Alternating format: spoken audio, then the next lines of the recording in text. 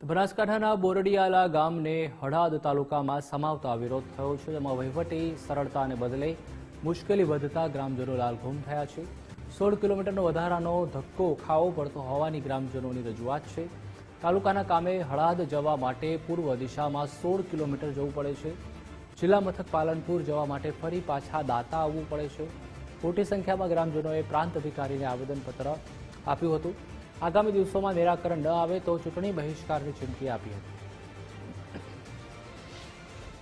મારું ગામ હળાદમાં મૂકવાથી અમને બહુ તકલીફ પડે છે અને મુશ્કેલીના લઈ અને અમારી જે માગ છે દોતા તાલુકા પંચાયતમાં અમે પાછા રજૂ થઈએ અને અમે કુંવારસીમાં જ આવી જઈએ પાછા, એવી અમારી માગ છે।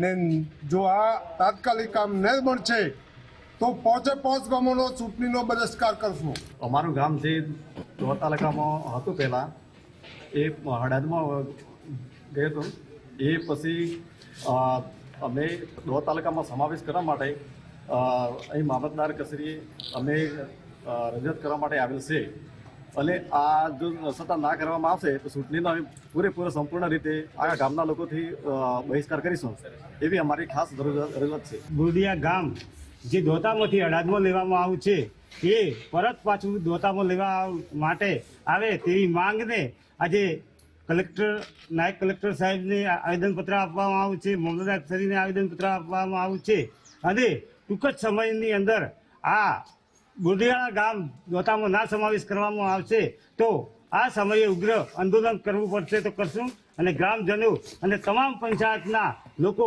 મળી અને એક સાથે અમારી ગ્રુપ ગ્રામ પંચાયત કુંવારસી છે એના 5 ગામડા હતા, એના 4 ગામડા દોતાની અંદર છે અને 1 ગામડું હળાદની અંદર છે।